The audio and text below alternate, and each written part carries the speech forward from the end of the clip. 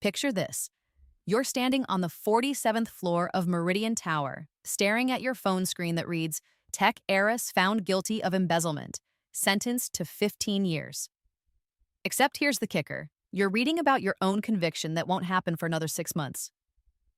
Yeah, I know how that sounds. Trust me, I'm still processing it myself. Let me paint you the full picture of how spectacularly my life imploded the first time around. In exactly 72 hours, my fiancé Marcus, the one who used to whisper sweet nothings about our future together, decided our future looked better with my best friend Sarah in it. While they were busy playing house, Sarah was also playing corporate spy, stealing my revolutionary AI algorithm that I'd spent 3 years developing. But wait, it gets better. My dear stepmother Eleanor, who raised me after my father's death, turned out to be quite the actress. She'd been poisoning the board of directors against me for months, convincing them I was unstable, reckless, a liability to the company my father built. And my half-brother David? Sweet, bumbling David who could barely tie his shoes? Turns out he's quite the criminal mastermind when it comes to planting embezzlement evidence. The beautiful thing about betrayal is how thoroughly it reveals who people really are. Marcus took my heart, Sarah took my life's work, Eleanor took my father's company, and David took my freedom. They didn't just want to win. They wanted to obliterate me so completely that I'd never be able to crawl back. And you know what? They succeeded. I spent 3 years in prison, watching my stolen algorithm make Sarah a tech darling while Marcus played CEO with my inheritance. I died in that cell, broken and forgotten, just another cautionary tale about trust and family. But here's where it gets interesting. Somehow, impossibly, I'm back. 6 months before it all began, with every devastating detail burned into my memory like a roadmap to revenge. They think they're so clever, planning my destruction in boardrooms and bedrooms I'll never see. What they don't know is that I've already lived through their betrayal, already felt the cold steel of handcuffs, already tasted the bitterness of their victory. This time, I won't just survive their game. I'll let them play it perfectly while I build an empire they never saw coming. The first thing I noticed when I woke up wasn't the familiar weight of my engagement ring or the silk sheets I'd forgotten I used to sleep in. It was the date on my phone, March 15th, 2024. 6 months before the arrest. I sat up so fast I nearly gave myself whiplash, staring at my reflection in the vanity mirror across the room. 28 years old again, not 31. No prison pallor, no stress lines, no dead look in my eyes. Just me, Victoria Chen, tech heiress and complete idiot who was about to trust all the wrong people. Or was I? My phone buzzed. A text from Marcus. Can't wait for tonight, babe. You're going to love the surprise. I knew exactly what that surprise was. The engagement party where he'd smile at me all night while secretly texting Sarah about their weekend getaway. The same party where Eleanor would corner 3 board members and plant seeds about my erratic behavior. The same party where David would slip into my office to install keyloggers on my computer. The same party where my destruction would officially begin. I scrolled through my contacts and found Dr. Martinez, my therapist from the prison years. Of course, she didn't exist yet in this timeline. I'd never needed therapy when I had a perfect life. But I remembered her advice. Victoria, you can't control what others do, but you can control how you respond. Time to test that theory. I called my assistant. Jenny, I need you to do something for me. Of course, Miss Chen. What do you need? I want you to buy a lottery ticket. Numbers 7, 14, 23, 31, 38, and 42 asa. Okay. Any particular reason? Call it a hunch. I hung up and checked my tablet for the morning news. The headlines were exactly as I remembered. Cryptocurrency crash continues. Tech stocks tumble. Investors flee risky assets. Except I knew something they didn't. In exactly 3 days, a small biotech company called Gene Tech would announce a breakthrough in gene therapy. Their stock would jump 400% in a week. 2 weeks after that, Bitcoin would mysteriously surge when a major bank announced cryptocurrency adoption. I'd lived through this before. This time, I was going to profit from it. The engagement party was being held at the Meridian Tower, the same building where I'd eventually read about my own conviction. The irony wasn't lost on me. I arrived fashionably late, wearing the same black dress I'd worn the first time. Might as well keep the timeline consistent. Victoria! Eleanor glided over, her smile perfect and poisonous. Darling, you look absolutely radiant. Thank you, Eleanor. You look... I paused, studying her face. In my previous timeline, I'd been too naive to notice the calculating gleam in her eyes. You look like you have something on your mind. Her smile flickered. Just excited for you and Marcus, of course. Of course. I spotted Marcus across the room, phone pressed to his ear. He seems busy tonight. Oh, you know how he is. Always working. Eleanor's laugh was like broken glass. Speaking of which, I had coffee with Richard Blackwood yesterday. He's concerned about the AI project's budget overruns. Richard Blackwood, board member number 1. Right on schedule. Is he now? I sipped my champagne, watching Eleanor's face carefully. What did you tell him? Just that perhaps the project needs more experienced oversight. Translation: Eleanor was positioning herself to take control of my department. I remembered this conversation word for word. You know what, Eleanor? You're absolutely right. Her eyes widened slightly. This wasn't how our conversation had gone the first time. I think the project does need more oversight, I continued, which is why I'm bringing in Joe Wei as a consultant. Eleanor's face went pale. Joe Wei, the venture capitalist? The very one. He's flying in from Singapore next week. This was a complete lie. I had no idea who Joe Wei was at this point in the timeline, but I remembered the name from my prison years. He'd been mentioned in several tech articles as a mysterious investor who always seemed to know which companies would succeed. If I was going to rewrite my story, I needed allies Eleanor had never heard of. I see. Eleanor's composure cracked slightly. Well, I suppose that's prudent. Prudent, yes, that's exactly what it is. I excused myself and made my way toward Marcus, who was just ending his call. He slipped his phone into his pocket and turned to me with that charming smile that used to make my heart race. There's my beautiful fiancé, he said, pulling me close. Sorry about the call. Crisis at the office. What kind of crisis? Nothing you need to worry about, just some minor security issues with the new algorithm. Security issues. Right. He was probably talking to Sarah about the best way to steal my code. You know, Marcus, I've been thinking about the algorithm. His grip on my waist tightened slightly. Oh? I think we should implement some additional security protocols. Maybe compartmentalize the code so no single person has access to the complete system. The smile never left his face, but I caught the flash of panic in his eyes. That seems overcomplicated. Trust is the foundation of any good team. Trust. I let the word hang in the air between us. You're absolutely right. Trust is everything. Over his shoulder, I spotted Sarah making her way through the crowd.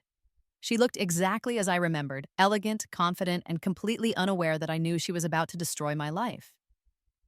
Victoria! She air-kissed both my cheeks. You look absolutely stunning. Sarah, darling, how's the new apartment? Oh, it's perfect. Marcus actually helped me pick it out. He has such wonderful taste. I felt Marcus tense beside me. In the original timeline, I'd been too distracted by party planning to notice this little slip. Sarah wasn't supposed to move into her new apartment, the one that would become their love nest, for another 2 weeks. Did he now? I smiled sweetly. How thoughtful. I'll have to get the address so I can send a housewarming gift. Sarah's eyes darted to Marcus. Oh, that's not necessary. I insist. After all, what are friends for? The rest of the party played out exactly as I remembered. Board members whispered in corners, Eleanor worked the room like a politician, and David lurked near the coat check, probably timing his office break-in. By the time the last guest left, I was exhausted from playing my part. Marcus walked me to my car, his arm around my shoulders. Great party, babe. I think everyone had a wonderful time. I turned to face him.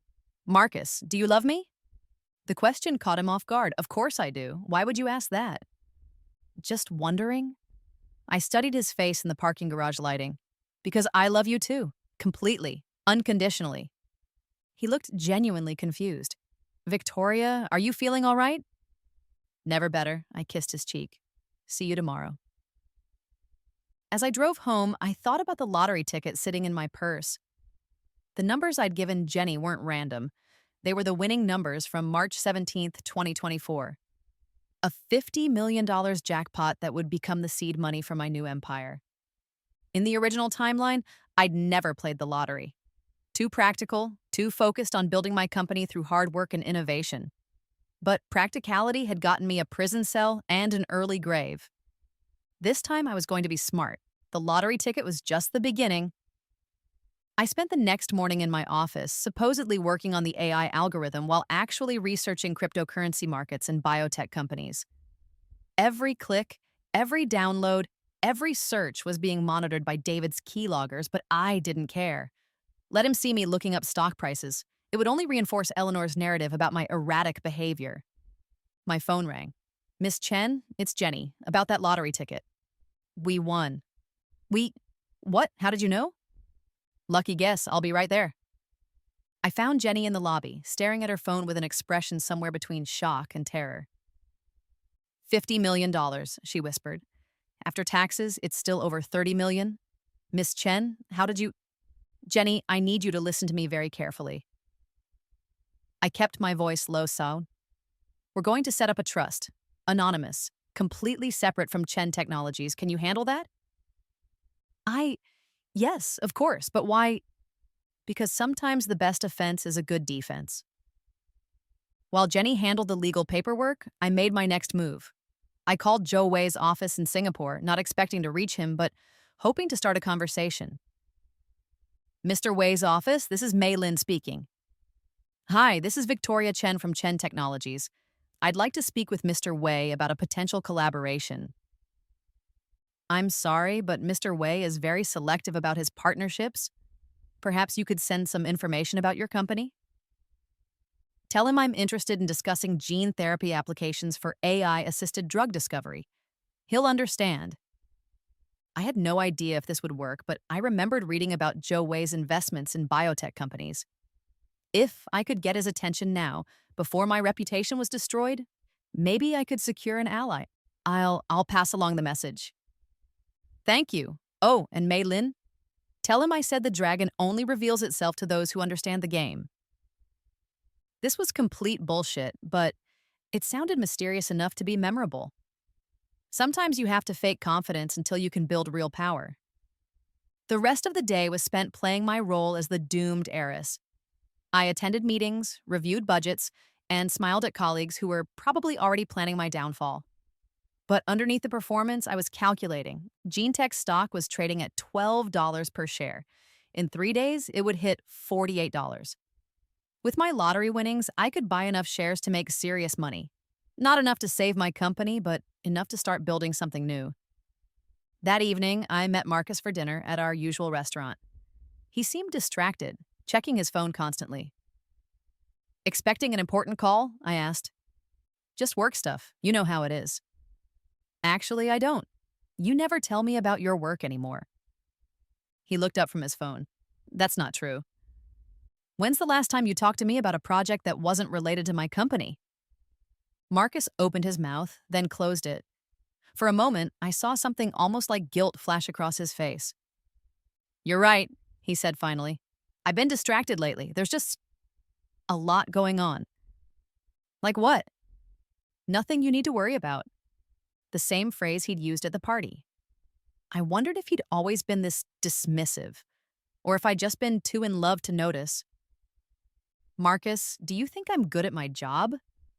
"Of course you are. You built an incredible company." "But do you think I'm stable, reliable? Someone you'd want to do business with?" He frowned. "Where is this coming from?" "Just curious about your opinion." "Victoria, you're one of the smartest people I know. Sometimes I think you're too smart for your own good." "What does that mean?" "It means..." He paused, choosing his words carefully. "It means you sometimes overthink things. You see patterns where there might not be any patterns. Like the pattern of him texting Sarah during our dinner. Like the pattern of him deflecting every personal question. Like the pattern of him gradually undermining my self-confidence." "You're probably right," I said. "Sometimes I think I'm seeing conspiracies everywhere." "Exactly. He reached across the table and squeezed my hand. That's why you have me, to keep you grounded. Keep me grounded or keep me controlled. I love you, I said, and meant it. Despite everything I knew about what he was going to do, part of me still loved the man I thought he was. I love you too, he said, but his phone buzzed and his attention drifted back to the screen. On the drive home, I made my decision. The lottery money would be just the beginning. If I was going to build an empire, I needed to start thinking like an empire builder. I called Jenny. Miss Chen, it's kind of late. I need you to do something else for me. Set up a meeting with a venture capital firm, tomorrow if possible. Which one? Doesn't matter, I want to practice my pitch. Your pitch for what? I smiled in the darkness of my car. For taking over the world. 3 days later, GeneTech announced their breakthrough. I watched the stock price climb from my office computer while pretending to work on the AI algorithm that Sarah would soon steal. Miss Chen? Jenny knocked on my door. You have a call, someone named Joe Wei? I tried not to look too excited. Put him through. Miss Chen, this is Joe Wei. I understand you're interested in AI applications for drug discovery. His voice was smooth, educated, with just a hint of an accent. I'd never heard it before, but somehow it felt familiar. Mr. Wei, thank you for calling. I believe we have some mutual interests. Perhaps, but I prefer to discuss business in person. I'll be in San Francisco next week. Are you available for dinner? I'll make myself available. Excellent. I'll have my assistant send you the details. Oh, and Miss Chen? Yes? That was an interesting message you left about dragons and games. I'm curious to hear more about your perspective on the game. After he hung up, I sat back in my chair. I'd managed to get Joe Wei's attention, but I still had no idea who he really was or why he seemed important in my fragmented memories of the future. My computer chimed with a stock alert. GeneTech had hit $52 per share. I'd just made over $4 million in 3 days. Jenny, I need you to set up another investment account. This time, I want to buy Bitcoin. Cryptocurrency? Miss Chen, that's incredibly volatile. That's exactly why I want to buy it. Sometimes volatility is opportunity. While Jenny handled the Bitcoin purchase, I turned my attention to the AI algorithm. In the original timeline, I'd been so focused on perfecting the code that I'd made it easy for Sarah to steal. This time, I was going to be more strategic. I created 3 separate versions of the algorithm. The first was the real one. Revolutionary, game-changing, worth billions. The second was a decoy. Sophisticated enough to fool casual inspection, but fundamentally flawed. The third was a trap. Code that would work initially but would fail catastrophically after a few months, taking down anyone who tried to use it. Guess which version Sarah was going to steal?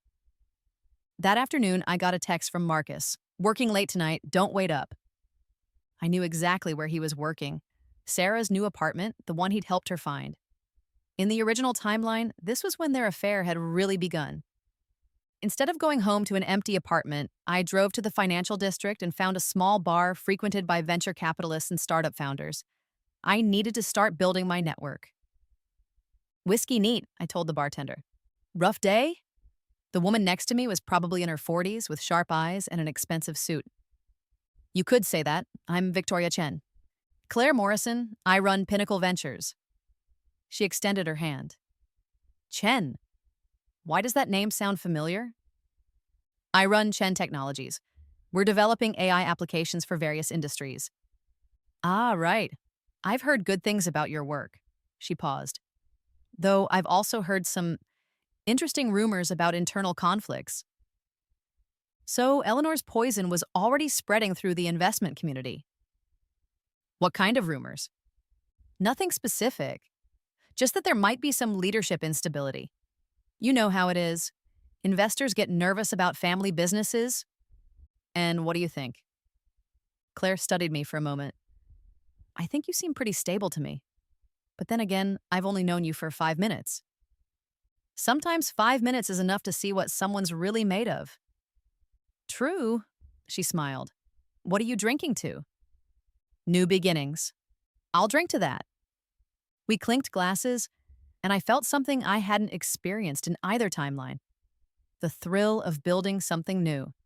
Not just a company or an algorithm, but a completely different version of myself. My phone buzzed, a text from Sarah. Haven't seen you much lately. Coffee tomorrow? I stared at the message.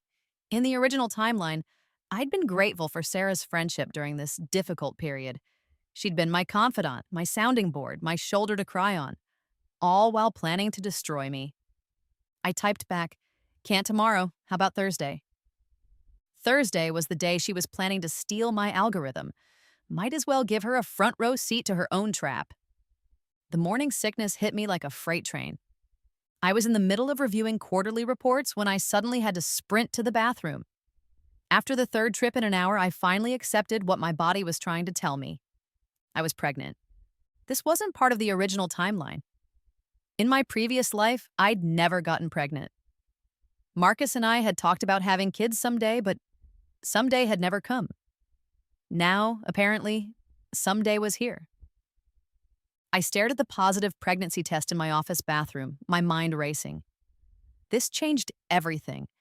I couldn't just focus on revenge anymore. I had to think about protecting an innocent life. My phone rang. Marcus. Hey, babe, how are you feeling? Like I've been hit by a truck. Must be something I ate. Maybe you should go home and rest. I can bring you some soup later. That's sweet, but I'm fine. Just a little stomach bug. I couldn't tell him. Not yet. Not when I knew he was planning to betray me. A baby would only complicate his plans, and I had no idea how that would affect the timeline. I needed to think. Jenny, cancel my afternoon meetings. I'm going home. Are you all right? You look pale. Just tired. Can you do me a favor? Look up the best private doctors in the city, discreetly. Of course. Anything specific? Gynecology. Jenny's eyes widened slightly, but she nodded. I'll have a list by tomorrow. I drove home in a daze. A baby. Marcus's baby. Or was it? I'd been so focused on the exact timeline that I'd forgotten to consider the implications of living through events twice. If I was pregnant now, 6 months before the original betrayal, then the conception would have happened. My phone rang. Joe Wei. Miss Chen, I wanted to confirm our dinner plans for Thursday. Thursday. The day Sarah was planning to steal my algorithm. The day I was supposed to have coffee with her. The day my life was supposed to start falling apart. Actually, Mr. Wei, I was wondering if we could move it to Friday. Something's come up. Of course, Friday works perfectly. After he hung up, I sat in my car outside my apartment building, trying to process everything. The baby changed the stakes completely. This wasn't just about revenge anymore. It was about building a future for my child, and I thought about my own childhood. My father had been a brilliant entrepreneur, but a distant parent. My mother had died when I was 8, and Eleanor had stepped in to raise me. I'd thought she loved me like a daughter, but apparently she'd just been positioning herself to take over the company. I wasn't going to let my child grow up in a world where family meant betrayal. I called Dr. Sarah Kim, one of the gynecologists on Jenny's list. I need to schedule an appointment, discreetly. Of course, can you come in tomorrow morning? I'll be there. That evening, Marcus came over with takeout and soup. He was being unusually attentive, which only made me more suspicious. You know, Victoria, I've been thinking about us lately. Oh, about our future. About what we want to build together. I almost laughed. He was talking about our future while planning my destruction.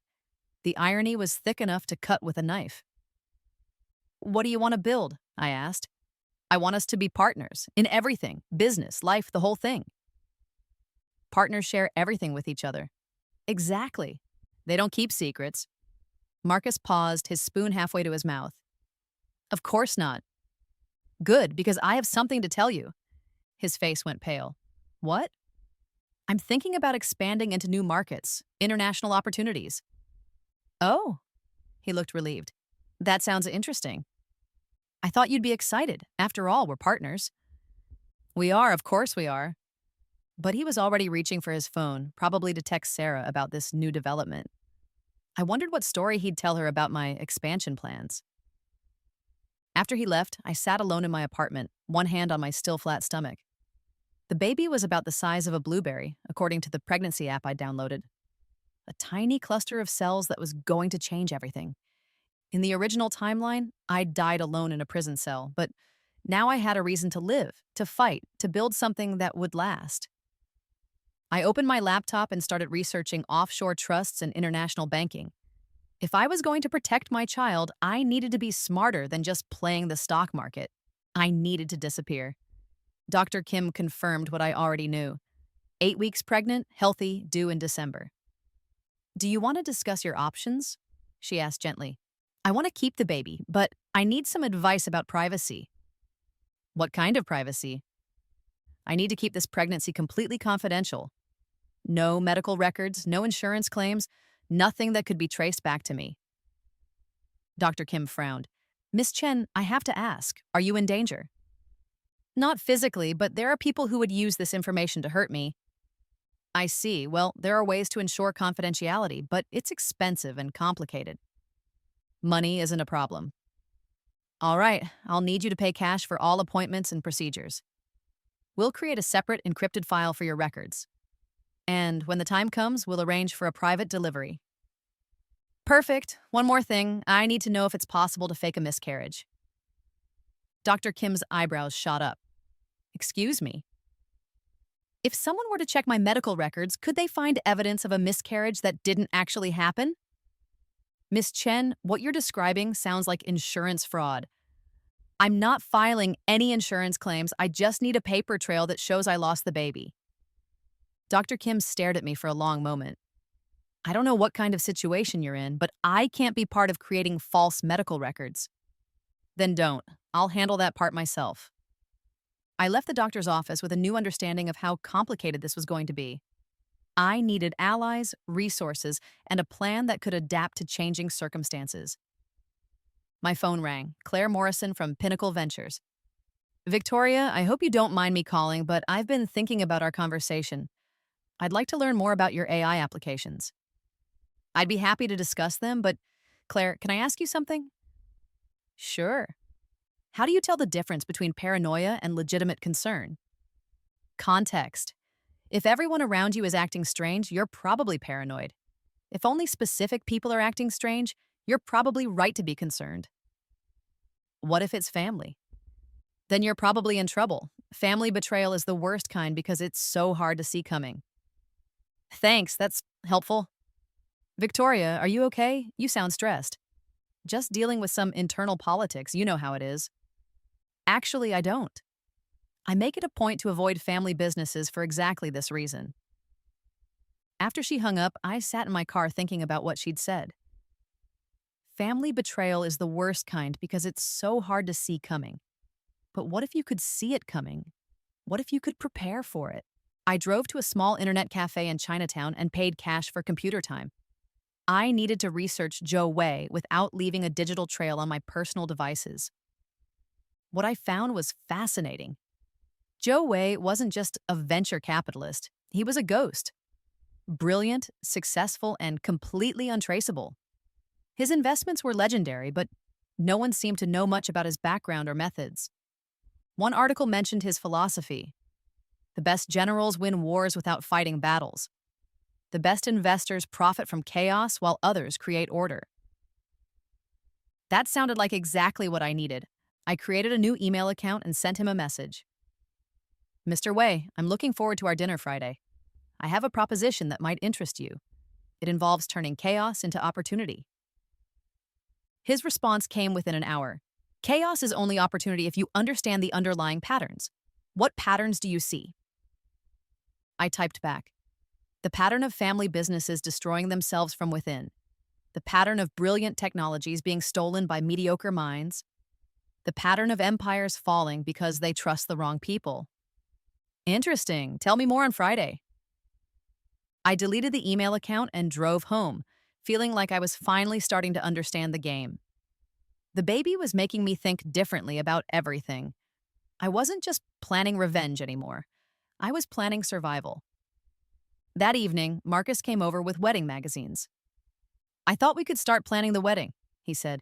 Maybe something small, intimate. How small? Just family and close friends. Maybe 50 people. That sounds perfect. I flipped through the magazine, pretending to care about flower arrangements. Marcus, what do you think about kids? Kids? He looked genuinely surprised. I I haven't really thought about it. But when you do think about it, what do you think? I think someday, not right now, but someday. Why not right now? Because we're both building our careers. A baby would complicate things. Complicate things, right. A baby would complicate his plan to destroy my career and steal my company. You're probably right, I said. Timing is everything. Exactly. We have our whole lives ahead of us. If only he knew how short that whole life was going to be. The Bitcoin surge hit exactly when I expected it to. My $5 million investment became $20 million overnight, and I moved quickly to diversify into other assets. I set up shell companies in 3 different countries: Singapore, Switzerland, and the Cayman Islands. Each one was legitimate, properly registered, and completely untraceable to Victoria Chen. The lottery winnings had been the seed money, but now I was building something much bigger. Jenny, I need you to research something for me. What's the minimum shareholding required to influence board decisions at Chen Technologies? I think it's around 15%, but I'd have to check the corporate charter. Check it. And Jenny, this conversation never happened. Jenny nodded, but I could see the questions in her eyes. She was smart enough to know something was happening, but loyal enough not to ask what. That afternoon, I had coffee with Sarah. She looked nervous, which was strange for someone who was usually so confident.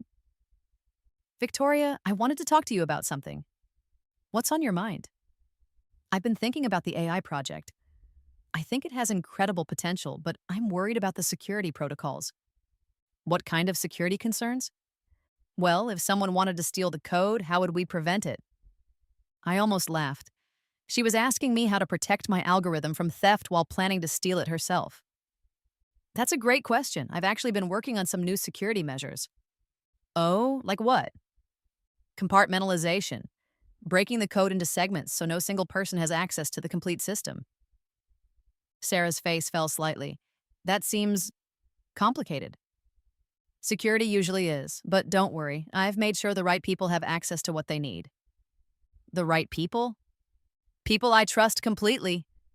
Sarah shifted uncomfortably in her chair. Victoria, can I ask you something personal? Of course.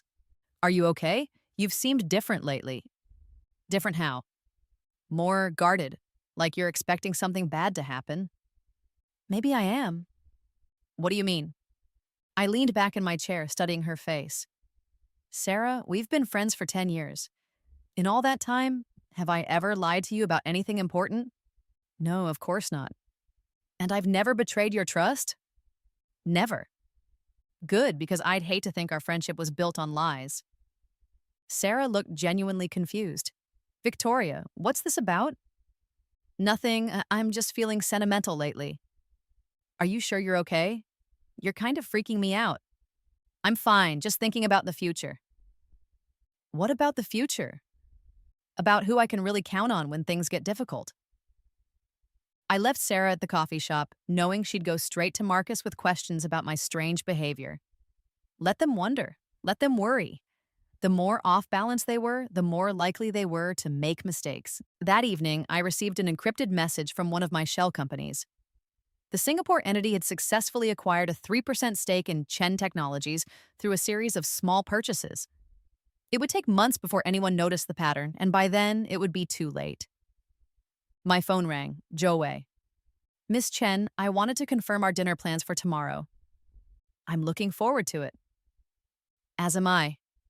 I've been thinking about your message regarding chaos and opportunity. And I think you might be exactly what I've been looking for. What have you been looking for? A partner who understands that sometimes the best way to build something new is to let the old thing destroy itself. I felt a chill run down my spine. That's a very specific philosophy. It served me well. I'll see you tomorrow, Miss Chen. After he hung up, I sat in my apartment, one hand on my stomach. The baby was still tiny, but I could swear I felt something, a flutter, a presence, a reminder of what I was fighting for. In the original timeline, I'd trusted everyone and been betrayed by everyone. This time, I was going to be more careful about who I trusted. But somehow, I had a feeling that Joe Wei might be the exception. Or maybe that was just wishful thinking. Either way, I was about to find out.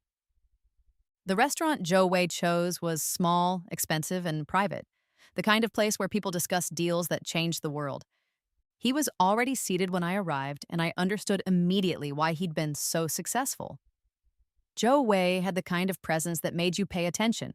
Not flashy or loud, but completely focused.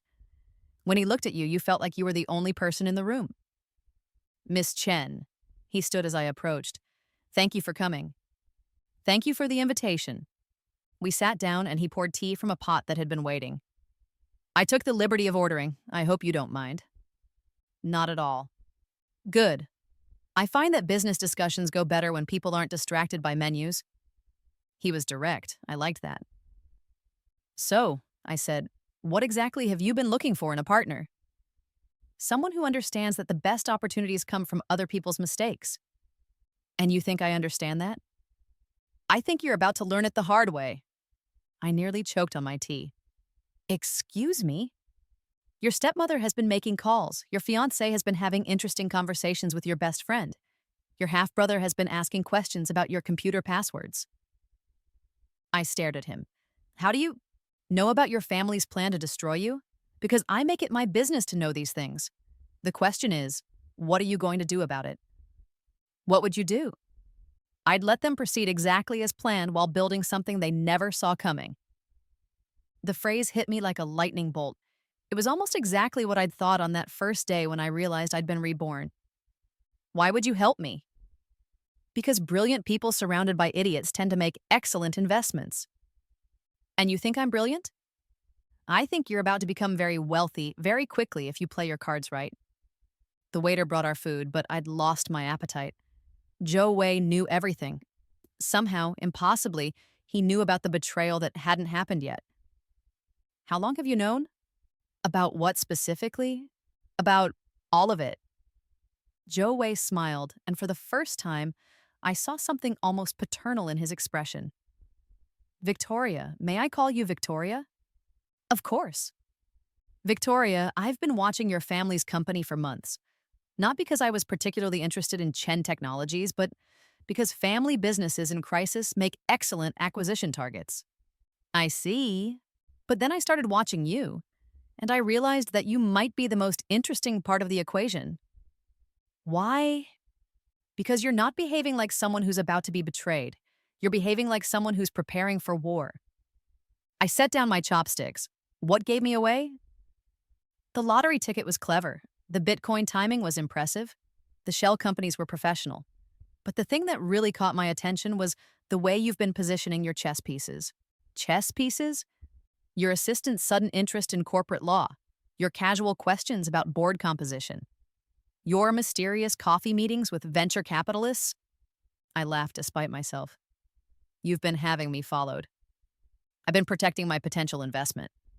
And what exactly are you investing in? You, your mind, your ability to think 3 moves ahead while everyone else is playing checkers. And in return, I provide capital, connections, and cover. When your family destroys Chen Technologies, we'll be ready to build something better. What makes you think I want to build something better? Joe Wei leaned back in his chair. Because you're pregnant. I went cold. How did you? Your body language has changed. Your priorities have shifted. You're not just thinking about revenge anymore. You're thinking about legacy. Are you going to tell anyone? Victoria, I'm about to become your business partner. Your secrets are my secrets. And what exactly does this partnership look like? You continue playing the doomed heiress while I provide resources and expertise. When the inevitable happens, you'll have options they never imagined. And the baby? Will be born into a world where money equals protection, where you control the narrative instead of being controlled by it. I studied his face. There was something about Joe Wei that felt familiar, like I'd known him longer than 20 minutes. Maybe it was just wishful thinking, but I felt like I could trust him. There's something else, I said. What? The AI algorithm they're planning to steal, I've created 3 versions. Ah, Joe Wei smiled. The real one, the decoy, and the trap. How did you? Never mind. I don't want to know how you know everything. Which version will they steal? The trap. Code that works perfectly for a few months before destroying itself and taking down anyone who tries to use it. Elegant. And the real version? Safe, encrypted, hidden where they'll never find it. Good. We'll need that for the new company. What new company?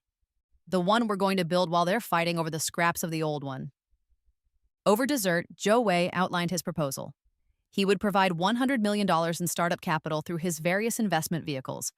I would contribute the real AI algorithm and my expertise. Together, we'd build a technology company that would make Chen Technologies look like a lemonade stand. There's just one condition, he said. What? When the time comes, you have to be willing to walk away from everything. Your name, your reputation, your identity as Victoria Chen. Can you do that?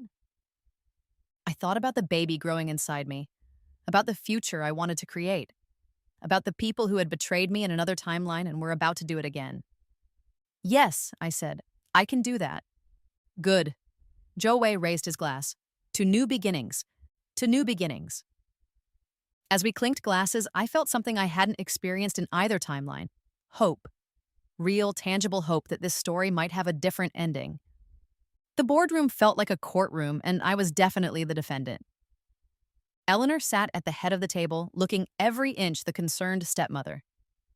The board members, Richard Blackwood, Patricia Wells, James Morrison, and David Kim, were arranged around the table like a jury. Even David was there, playing his role as the concerned half-brother. Victoria, Eleanor began, we're all here because we care about you and the company your father built. I appreciate that, Eleanor. Good, because we need to discuss some concerns that have been brought to our attention. Here we go. Richard Blackwood cleared his throat. Victoria, we've noticed some irregularities in your behavior lately. Erratic decision-making, unusual spending patterns, general instability. What kind of irregularities? Patricia Wells consulted her notes. The lottery ticket, for one. Gambling isn't typically associated with sound business judgment. I bought one lottery ticket. You also made several high-risk cryptocurrency investments without board approval. Those investments have been profitable. That's not the point, James Morrison interjected. The point is that you're making major financial decisions without consulting anyone. I looked around the table at their carefully arranged expressions of concern. In the original timeline, this ambush had devastated me. I'd tried to defend myself, to explain my actions, to prove my competence. It had been pathetic. This time, I was going to give them exactly what they wanted. You're right, I said quietly. The room went silent. This wasn't the response they'd expected. I'm sorry? Eleanor looked confused. You're right. I have been acting erratically. I've been making decisions without thinking them through. I've been unstable. David leaned forward. Victoria, are you feeling all right? No, David, I'm not feeling all right. I think I might be having some kind of breakdown. The board members exchanged glances. This was going better than they'd planned. Perhaps, Eleanor said gently, you should consider taking some time off, getting some help. Maybe I should, but what about the company? Don't worry about the company, Richard Blackwood said. We'll make sure everything runs smoothly while you're getting better. And the AI project? We'll handle that too, Patricia Wells assured me. I let my eyes fill with tears. I'm so sorry. I never wanted to let anyone down. You haven't let anyone down, Eleanor said, her voice dripping with false sympathy. You just need some rest. There is one thing, I said hesitantly. What? The AI algorithm. It's not finished yet. And the security protocols are incomplete. That's okay, David said. Sarah can take over the project. She knows the code almost as well as you do. Does she? Of course, you two have been working together for months. Right, I forgot. The meeting concluded with Eleanor being appointed interim CEO and Sarah being given full access to the AI project. I signed the papers with shaking hands, playing my part perfectly. As the board members filed out, Eleanor approached me. Victoria, I want you to know that I'm only doing this because I love you. I know, Eleanor. Your father would want what's best for you. My father is dead. Yes, but his legacy lives on, in the company, in you. In you too, apparently. Eleanor's mask slipped for just a moment. What's that supposed to mean? Nothing. I'm just grateful to have family I can trust. After everyone left, I sat alone in the boardroom, staring at the portrait of my father on the wall. In the original timeline, this moment had broken me. Now it felt like liberation. My phone buzzed. A text from Zhou Wei. How did it go? I typed back, exactly as planned. They're about to walk into the biggest trap of their lives. And you? I'm about to disappear. That afternoon, I cleaned out my office while Jenny watched with tears in her eyes. Miss Chen, I don't understand. Why are you letting them do this to you? Because sometimes the best way to win is to let your enemies think they've already won. What about the algorithm? Sarah doesn't know. Sarah doesn't know anything. That's the point. I handed Jenny a sealed envelope. If anyone asks, you found this in my desk after I left. What is it? My resignation letter and a confession. Confession to what? To being mentally unstable, emotionally compromised, and completely unfit to run a technology company. Jenny stared at the envelope. But none of that is true. Truth is relative, Jenny. What matters is the story people believe. What should I tell people about where you've gone? Tell them I'm getting help. Tell them I've had a complete breakdown. Tell them anything you want. But what should I tell myself? I smiled and handed her another envelope. Open this in 6 months, not before. What's in it? The truth. The psychiatric facility was perfect, private, discreet, and completely fake. Dr. Martinez, no relation to my future prison therapist, was actually a crisis management consultant who specialized in creating convincing mental health narratives for wealthy clients in legal trouble. For $50,000, she would create 6 months of medical records showing that Victoria Chen had suffered a complete psychological breakdown. The key, she explained, is consistency. Your family and friends need to believe that you're genuinely unwell. How unwell? Suicidal ideation, paranoid delusions, complete disconnection from reality. We'll say you believe your family is trying to destroy you. What if they actually are trying to destroy me? Then we'll call it a persecution complex rather than accurate perception. While Dr. Martinez crafted my fictional mental illness, I used my time at the facility to prepare for what was coming. I knew the exact timeline. In 2 weeks, the embezzlement evidence would surface. In 3 weeks, the FBI would issue a warrant. In 1 month, I'd be arrested. But this time, I'd be ready. I set up the final pieces of my financial empire. The shell companies now controlled a combined $200 million in assets. The real AI algorithm was stored in encrypted servers across 3 continents. And most importantly, Anna Zhang, my new identity, had been established as a legitimate investor with a spotless reputation. Miss Chen, Dr. Martinez knocked on my door. You have a visitor. Marcus stood in the facility's visiting room, looking genuinely distraught. For a moment, I almost felt sorry for him. Victoria, thank God you're getting help. Marcus, I wasn't sure you'd come. Of course I came. I'm your fiancé. Are you? Even after everything that's happened? What do you mean? I mean the company, the board meeting, my breakdown. Marcus sat down across from me. Victoria, none of that changes how I feel about you. How do you feel about me? I love you. We're going to get through this together. I studied his face. He seemed sincere, but I knew better. In the original timeline, he'd said almost exactly the same words while planning to testify against me at my trial. Marcus, I need to tell you something. What? I've been having paranoid thoughts about the people closest to me. What kind of thoughts? Thoughts that you and Sarah and Eleanor are all plotting against me. Marcus's expression didn't change, but I caught the tiny flicker in his eyes. That's not paranoid, Victoria. That's illness talking. Is it? Of course it is. We love you. We want what's best for you. And what's best for me? Getting better, getting back to being yourself. What if this is myself?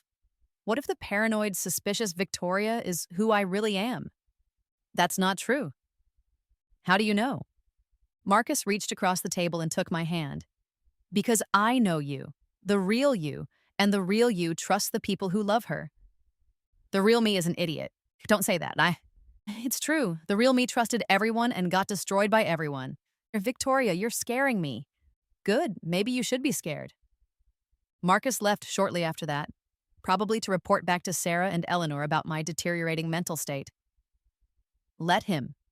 Every conversation, every visit, every concerned phone call was building the narrative that would protect me later. That evening, I received a call from an unknown number. Miss Chen, this is Agent Rebecca Torres with the FBI's Financial Crimes Unit. My heart stopped. Yes? I wonder if you'd be available to answer some questions about Chen Technologies' recent financial activities. I'm currently receiving medical treatment. I understand that. We can arrange to speak with you at the facility. Is this about the embezzlement allegations? Among other things, Miss Chen, I have to ask, are you represented by counsel? No. Should I be? That's entirely up to you. But given the serious nature of the allegations, you might want to consider it. After she hung up, I sat in my fake hospital room, staring at the fake medical charts that documented my fake mental illness. In 3 days, I would voluntarily surrender to federal authorities. In 6 months, I would plead guilty to embezzlement charges I didn't commit. And in 18 months, I would walk out of prison as one of the wealthiest women in the world. The game was almost over. All I had to do was lose. The federal courthouse looked exactly the same as I remembered it. Gray, imposing, designed to make you feel small and powerless. I wore the same navy suit I'd worn the first time, but everything else was different. This time, I wasn't surprised. This time, I wasn't scared. This time, I was in control. Miss Chen, my court-appointed attorney looked nervous. Are you sure you want to plead guilty? We could fight these charges. I'm sure. But the evidence is circumstantial at best. The bank records could be explained. Mr. Williams, I appreciate your concern, but I want this to be over. You're looking at serious prison time. I understand that. Do you? Because once you plead guilty, there's no going back. I looked at the prosecution table where Sarah was sitting as a witness against me.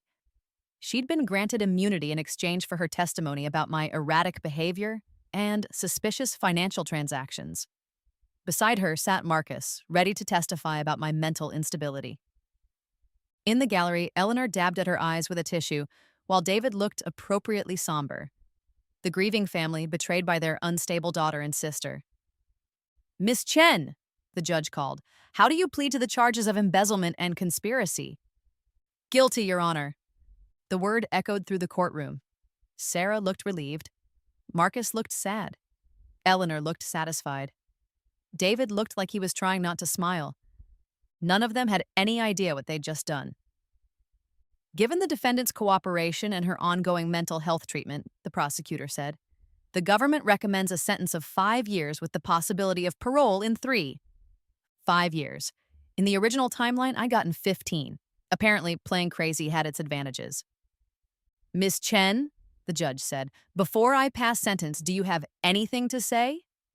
I stood up slowly. Your Honor, I take full responsibility for my actions. I betrayed the trust of my family, my investors, and my employees. I have no excuse for what I did. Thank you, Miss Chen. I hereby sentence you to 5 years in federal prison with eligibility for parole in 18 months. 18 months? I could do 18 months standing on my head. As the bailiff approached with handcuffs, I turned to look at my family one last time. Eleanor was whispering something to David. Marcus was staring at his hands. Sarah was texting someone. They thought they'd won. They thought Victoria Chen was finished. They had no idea that Victoria Chen was already dead. What they destroyed was just an empty shell. The real me, the me with $200 million in hidden assets and a revolutionary AI algorithm, was about to be born. Miss Chen, the bailiff said gently, it's time. I held out my hands for the handcuffs. I'm ready. And I was. Federal prison wasn't nearly as bad as I'd expected. Partly because I'd mentally prepared for it, and partly because money really could buy anything, even in prison. My cellmate was a woman named Rosa, who'd been convicted of running an illegal immigration service. She was smart, pragmatic, and completely unimpressed by my corporate crimes. White-collar criminals, she muttered on my first night. You people steal millions and get minimum security. I help families reunite and get the same sentence. You're right. The system is unfair. Damn right it's unfair. She studied me carefully. But you don't look like most corporate types. What do I look like? Like someone who's planning something. Rosa wasn't wrong. Within a week, I'd established contact with my outside network. The burner phone cost me $500 and 3 cartons of cigarettes. The monthly protection fee was another $200. Small price to pay for running a business empire from behind bars. My first call was to Joe Wei. How are you adjusting to your new accommodations? His voice was amused. Better than expected. How's Anna Zhang doing?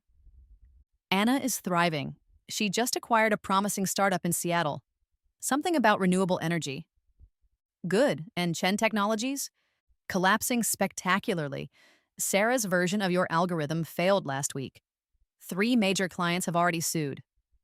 I smiled. Right on schedule. Your stepmother is trying to sell the company. There are no buyers. Yet. I assume Anna will be interested when the price drops low enough? Anna might be very interested. Over the following weeks, I watched my enemies destroy themselves with systematic precision. Marcus's consulting firm, built on his supposed expertise with my stolen technology, folded when clients realized the technology didn't work. Sarah's reputation as a tech genius evaporated when industry experts examined her code and found it fundamentally flawed. Eleanor was the most entertaining to watch. She'd leveraged her personal assets to keep Chen Technologies afloat, convinced that she could fix whatever was wrong with the algorithm. Now she was facing bankruptcy while trying to maintain her socialite lifestyle. David had the most spectacular downfall. Apparently, his embezzlement evidence had been so convincing because he'd been embezzling funds himself. The FBI found his tracks while investigating my case. He was arrested 3 months after I was sentenced. Miss Chen, one of the guards called during yard time, you have a visitor. I expected Joe Wei or one of his representatives. Instead, I found Marcus sitting in the visiting room, looking like he'd aged 5 years and 5 months. Victoria, you look good. Prison agrees with me, apparently. I wanted to apologize. For what? For not supporting you better during the trial, for not believing in you. I almost laughed. He still didn't know that I knew about his betrayal. Marcus, you did what you thought was right. Did I? Because everything's falling apart without you. What do you mean? The company, the algorithm, everything. Sarah can't fix the code, Eleanor can't find buyers, and the whole thing is just collapsing. I'm sorry to hear that, and are you? Because you don't seem surprised. I studied his face. What are you really asking, Marcus? I'm asking if you knew this would happen. How could I know? The same way you knew to buy those stocks. The same way you knew to invest in Bitcoin. The same way you seemed to know exactly how everything would play out. Marcus was smarter than I'd given him credit for. Not smart enough to avoid the trap, but smart enough to recognize it after he'd fallen into it. Marcus, I was having a nervous breakdown. I wasn't thinking clearly about anything. Were you? Or were you thinking more clearly than any of us realized? What would it matter now? It would matter because... He paused, struggling with something. Because I think I made a terrible mistake. What kind of mistake? I think I chose the wrong side. There were sides. You know there were sides. We stared at each other across the visiting room table. For a moment, I saw a flash of the man I'd fallen in love with. Intelligent, vulnerable, capable of genuine regret. Marcus, can I ask you something? Of course. If you could go back and do things differently, would you? Yes, God, yes. What would you do differently? I would trust you. I would believe in you. I would stand by you instead of what? Instead of listening to everyone else. Everyone else like who? Like Eleanor, like Sarah, like... He stopped himself. Like David. Yeah, like David. And what did they tell you? That you were unstable. That you were going to destroy the company. That I needed to protect myself. Protect yourself from what? From being dragged down with you.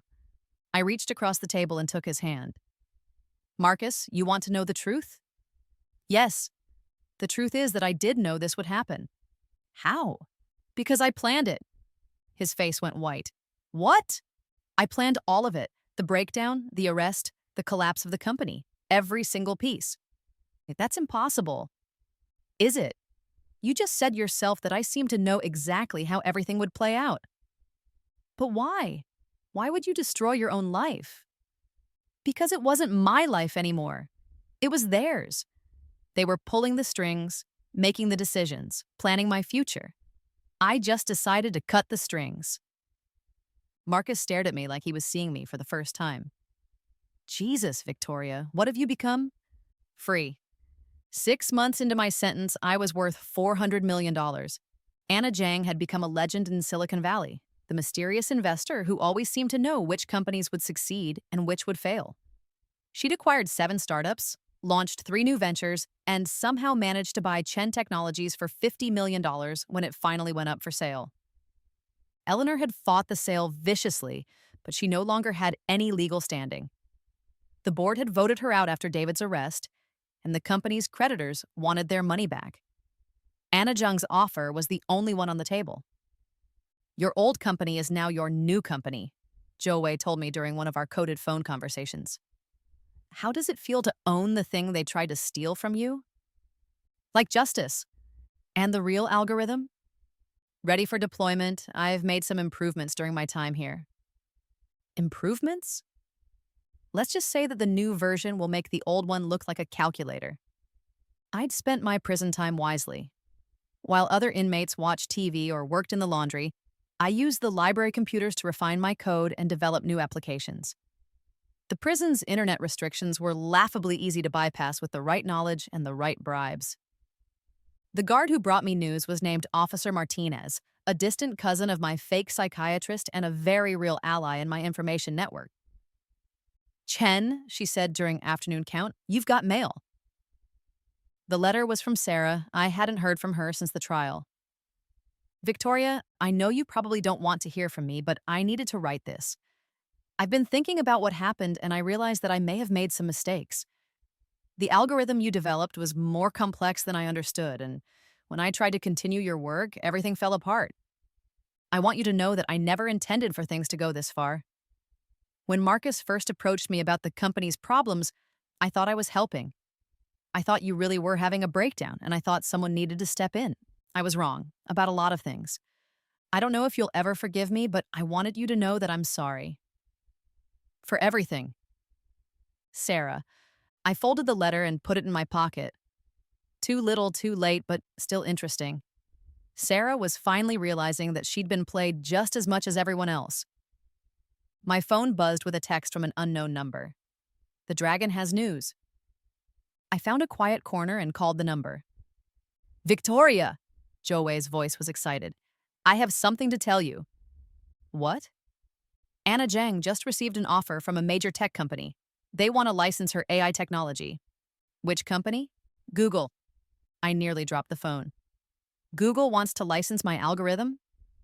For $2 billion, initial payment of $500 million with royalties on future applications. I sat down heavily on my bunk. $2 billion.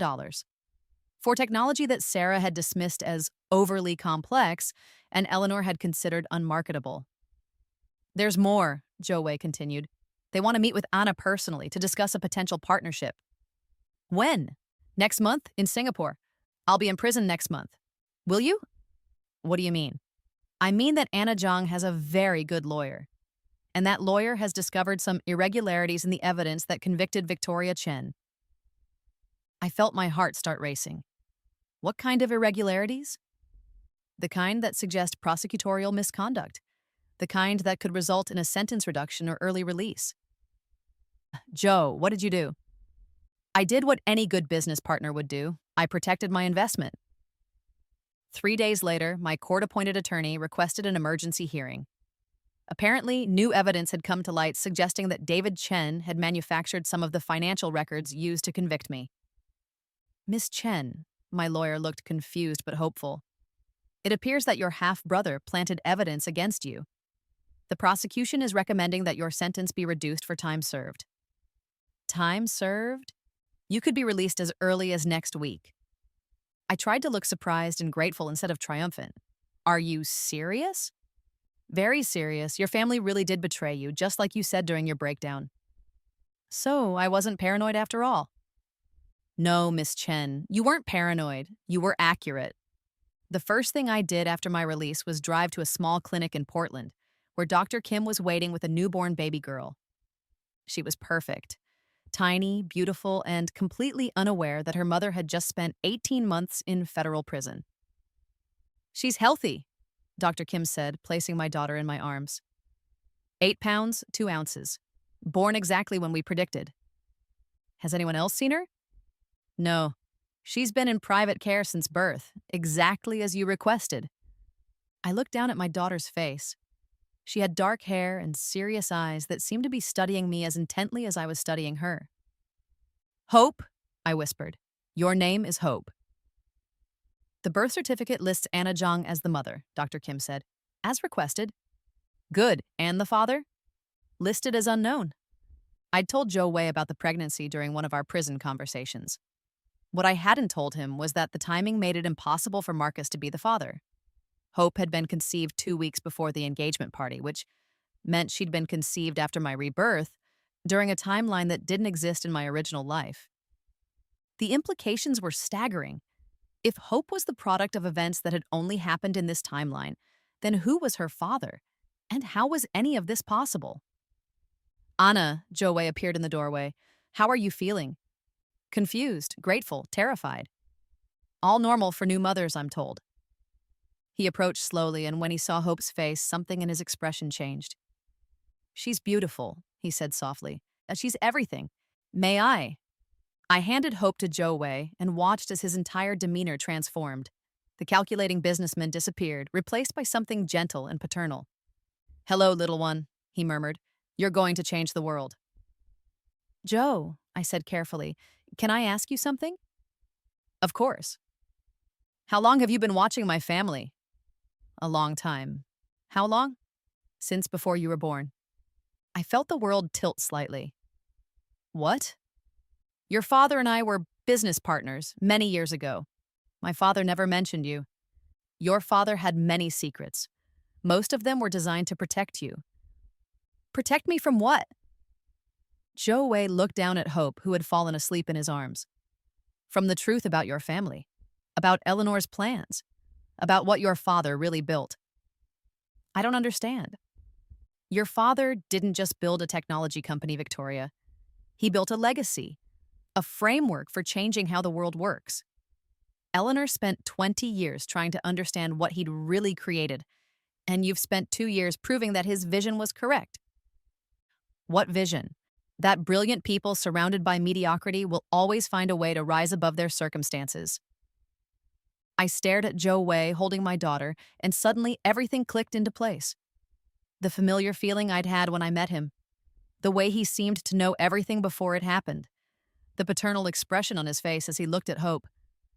You're her father, I said quietly. Yes. How is that possible?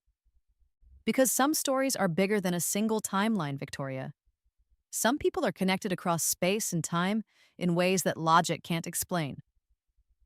Are you saying that we were connected before I was reborn? I'm saying that love finds a way, even when everything else falls apart. I sat down heavily in the hospital chair. This is insane. Is it more insane than being reborn with perfect knowledge of future events? Point taken. Victoria, I know this is overwhelming, but I need you to understand something. Everything that happened, the betrayal, the prison, the rebirth, it was all leading to this moment. What moment? The moment when you stop running from who you're meant to be and start building the empire your father envisioned. And what empire is that? Joe Wei smiled and handed Hope back to me. The one that's going to change everything. The Anna Zhang reveal was going to be spectacular. I'd planned every detail for months. The TechCrunch conference was the perfect venue. 2,000 of the most influential people in Silicon Valley, all gathered to hear about the latest innovations and disruptions. I stood backstage wearing a sleek black dress and a blonde wig that completely transformed my appearance. In my arms, Hope gurgled contentedly, completely oblivious to the fact that she was about to witness her mother destroy her enemies. Miss Jang, the conference coordinator, looked nervous. You're on in 5 minutes. Are you sure you want to bring the baby on stage? Absolutely sure. It's just unconventional. I'm an unconventional person. Through the curtains, I could see the audience settling into their seats.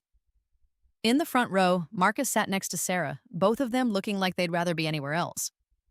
Their company, built on the stolen algorithm, had officially filed for bankruptcy 3 days ago. Eleanor was in the third row, probably hoping to network her way into a new business opportunity. She'd lost everything: the company, her house, her social standing. But she was still fighting, still scheming, still convinced that she could claw her way back to the top. David wasn't there. He was in federal prison, serving a 5-year sentence for embezzlement and fraud. Karma had a sense of humor, after all. Ladies and gentlemen, the announcer's voice boomed through the auditorium.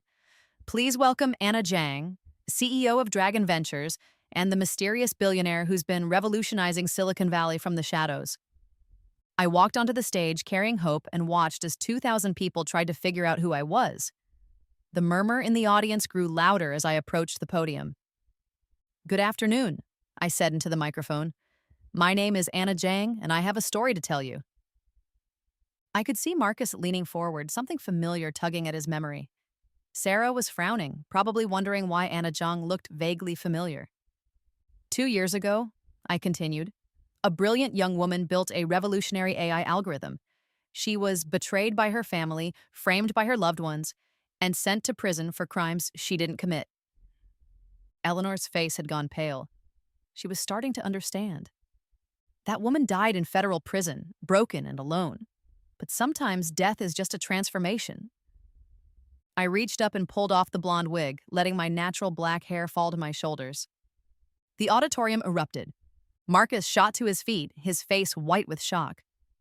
Sarah's mouth fell open. Eleanor looked like she was about to faint. Hello, family, I said, my voice carrying clearly through the chaos. Miss me? Security guards were moving through the audience, but I held up my hand. It's okay, they're not dangerous. They're just people who made some very poor choices. The crowd settled down, everyone straining to hear what would happen next. You see, I continued, Anna Jang isn't my real name. My real name is Victoria Chen. And the company that destroyed me, Chen Technologies, was just bought by Dragon Ventures for $50 million. I could see Eleanor whispering frantically to someone on her phone, probably her lawyer. Sup, but here's the thing about buying your own company back, I said. You get to see all the financial records, all the board meeting minutes, all the evidence of conspiracy, fraud, and embezzlement. Marcus was trying to leave, but the crowd was too thick. Sarah had buried her face in her hands. I know about the secret meetings. I know about the planted evidence. I know about the stolen algorithm. I know about all of it. Hope started crying, and I bounced her gently while continuing to speak. This beautiful baby girl is my daughter. Her name is Hope, and she represents everything you tried to take from me. But here's what you didn't understand. You can't destroy someone who's already been reborn. I looked directly at Marcus. You chose Sarah over me because you thought she had the better algorithm. Congratulations! You chose correctly. Sarah did have the better algorithm. Unfortunately for both of you, it was mine. The audience was completely silent now, hanging on every word. Eleanor, you wanted my father's company so badly that you were willing to destroy his daughter to get it. Well, now you have it. Oh, wait, no you don't. Because I bought it back for pocket change. I turned to address the entire audience. Here's the lesson, everyone. If you're going to betray someone, make sure you kill them completely. Because if you leave them alive, they might just come back stronger than you ever imagined. The applause started slowly, then built to a thunderous crescendo. 2,000 Silicon Valley power players were giving me a standing ovation for the most spectacular revenge in tech history. Thank you, I said into the microphone. And remember, in business, as in life, never trust anyone who uses their own family as stepping stones. As I walked off the stage, I could see security escorting Marcus and Sarah from the building. Eleanor was still sitting in her seat, staring at me like she was seeing a ghost, which in a way she was. The restaurant where I'd agreed to meet Marcus was the same one where we'd had our last dinner before my breakdown. The irony wasn't lost on either of us. He was already seated when I arrived, and he looked like he'd aged a decade in the 3 days since the conference. Hope was with Joe Wei, giving us privacy to finally have the conversation we should have had 2 years ago. Victoria, he stood as I approached. Thank you for agreeing to see me. Marcus. We sat down in uncomfortable silence. The waiter brought menus, but neither of us was interested in food. I don't know where to start, Marcus said finally. How about with the truth? The truth is that I made the biggest mistake of my life. Which mistake was that? Cheating on me, stealing from me, or testifying against me? Marcus flinched. All of it. Everything. Why? Because I was weak. Because I was scared. Because Eleanor convinced me that you were going to destroy everything. And you believed her. I wanted to believe her. Because believing her meant I didn't have to face the truth about what we were doing. And what were you doing? Destroying the best thing that ever happened to me. I studied his face. He looked genuinely remorseful, but I'd learned not to trust appearances. Marcus, do you want to know what really hurt me? What? It wasn't the betrayal. It wasn't even the stealing. It was the fact that you thought I was stupid enough not to figure it out. I never thought you were stupid. No? Then why did you assume I wouldn't notice you texting Sarah during our dinner dates? Why did you think I wouldn't realize you were feeding information to Eleanor? Why did you believe I wouldn't eventually discover that you'd been planning my downfall for months? Marcus opened his mouth, then closed it. The truth is, I continued, you did think I was stupid. You thought I was a naive little rich girl who would trust everyone and question nothing. You thought wrong. Victoria, I'm not finished. My voice was calm, but there was steel underneath. Do you know what I realized in prison? What? That you never actually loved me. You loved the idea of me. You loved my company, my connections, my bank account. But you never loved me. That's not true. Isn't it? Because if you'd loved me, you would have trusted me. If you'd loved me, you would have believed in me. If you'd loved me, you would have stood by me instead of conspiring against me. Marcus was crying now, which was somehow more pathetic than anything else he'd done. Victoria, please, I know I don't deserve it, but I'm begging you for another chance. Another chance to do what? To prove that I love you. To show you that I can be the man you deserved all along. I leaned back in my chair. Marcus, let me tell you about the man I love now. His face crumbled. He's brilliant, successful, and completely loyal. He saw my potential when everyone else saw my problems. He stood by me when everyone else abandoned me. He helped me build an empire while you were helping others tear me down. Who is he? His name is Joe Wei, and he's the father of my child. Marcus stared at me like I'd slapped him. Hope isn't mine? Hope is the daughter of two people who chose love over betrayal. Two people who built something together instead of destroying it. But the timing is exactly right, for the right father. Marcus buried his face in his hands. I've lost everything. Yes, you have. Is there anything at all I can do to make this right? I considered the question seriously. Actually, there is. His head shot up. What? Anything. I'll do anything. I want you to get your life together. I want you to find something you're passionate about and work toward it honestly. I want you to become the kind of man who deserves to be loved. And then maybe in 10 or 15 years you can meet my daughter as someone I'm not ashamed to introduce her to. You'd let me meet Hope. If you earn it, if you prove that you've learned from your mistakes and become a better person. Marcus wiped his eyes. Why would you give me that chance? Because everyone deserves a chance at redemption, even people who don't deserve forgiveness. And Sarah, Eleanor? Sarah is young and stupid. She'll figure it out eventually. Eleanor, I paused. Eleanor is a lost cause. Some people are just fundamentally broken. What happens to them now? Eleanor will spend the rest of her life trying to convince people that she's the victim in this story. Sarah will probably disappear from tech and find something else to do with her life. And you? What about me? You have a choice. You can spend the rest of your life wallowing in what you lost, or you can spend it building something worth having. I stood up to leave. Victoria, wait. What? I need you to know something. In all of this mess, in all the lies and betrayals and conspiracies, there was one thing that was real. What? I did love you.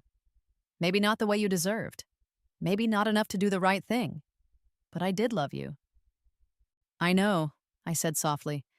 That's what made it hurt so much. 6 months later, I was sitting in my new office in the Dragon Ventures building, watching Eleanor through the window as she stood in the unemployment line across the street. She'd been there every Tuesday for 3 months, collecting benefits and trying to find a job that would pay even a fraction of what she'd been making as interim CEO of Chen Technologies. No one in Silicon Valley would hire her. The tech community had a long memory for betrayal. My assistant knocked on the door. Miss Chen? There's an Eleanor Chen here to see you. Send her up. Eleanor looked like she'd aged 20 years. Her designer clothes had been replaced with department store outfits, her professional manicure was gone, and she'd lost the predatory gleam that had once made her so dangerous. Victoria, she said as she entered my office, thank you for seeing me. Eleanor, please sit down. She perched on the edge of the chair like she might need to run at any moment. I suppose you're here to ask for something, I said. I'm here to apologize. Apologize? For everything. For the conspiracy, for the lies, for trying to destroy you. I was wrong, and I'm sorry. I studied her face. She seemed sincere, but Eleanor had always been a good actress. Why now? Because I've had time to think, time to understand what I really lost. Which was the daughter I helped raise, the family I chose to destroy instead of protect. You never saw me as your daughter, Eleanor. I was just an obstacle to what you really wanted. That's not true, isn't it? You spent 20 years positioning yourself to take over my father's company. You manipulated board members, planted evidence, and turned my own family against me. That's not love, Eleanor. That's ambition. Eleanor's composure cracked slightly. You're right. I wanted the company. I felt like I'd earned it after everything I'd sacrificed. What did you sacrifice? My own dreams, my own career, 20 years of my life raising another woman's child. There it is, I said quietly. The truth. You resented me from the beginning. I tried not to. I tried to love you like my own daughter, but every time I looked at you, I saw everything I'd given up. And when the opportunity came to take it back, you decided I was expendable. Yes. Eleanor's voice was barely a whisper. I'm a terrible person, Victoria. I know that now. What do you want from me, Eleanor? Nothing. I just wanted you to know that I realize what I lost. And it wasn't the company. What was it? It was you. It was the chance to be proud of the amazing woman you became instead of being threatened by her. I leaned back in my chair.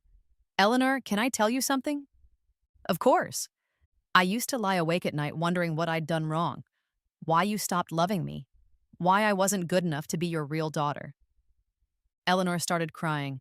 Victoria, you were always good enough. You were better than good enough. You were extraordinary. Then why? Because extraordinary daughters don't need mothers. And I was so afraid of being unnecessary that I made myself your enemy instead. We sat in silence for several minutes while Eleanor composed herself. Victoria, I know I have no right to ask this, but is there any chance at all that you could forgive me? I already have. Her head shot up. What? I forgave you a long time ago, Eleanor. Anger is exhausting, and I have better things to do with my energy. But you destroyed my life. No, I didn't. You destroyed your own life. I just refuse to let you destroy mine, too. So what happens now? I opened my desk drawer and pulled out a folder. Now you have a choice.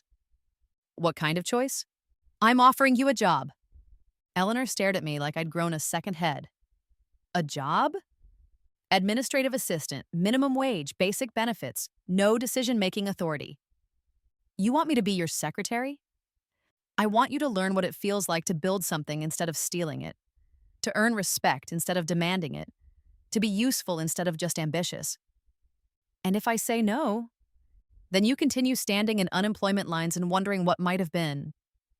Eleanor looked down at the folder. Why would you offer me this? Because I want my daughter to grow up in a world where redemption is possible, even for people who don't deserve it. Your daughter? Hope.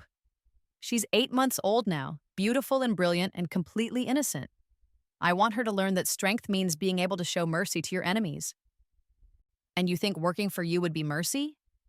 I think it would be an opportunity. What you do with it is up to you. Eleanor picked up the folder and read through the job description. Administrative assistant to the CEO of Dragon Ventures. Salary, $15 per hour. Benefits. Basic health insurance. Duties. Filing. Scheduling. Coffee preparation. Coffee preparation. I drink a lot of coffee. This is humiliating. No, Eleanor, being arrested for conspiracy and fraud would have been humiliating. This is just honest work. Eleanor was quiet for a long moment. And Sarah, Marcus, are you offering them jobs too? Sarah got an offer to teach high school computer science in Portland. She's actually quite good at it. As for Marcus, what about Marcus?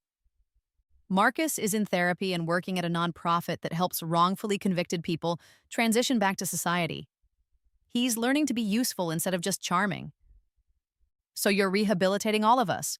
I'm giving you all the chance to rehabilitate yourselves. What you do with that chance is your choice.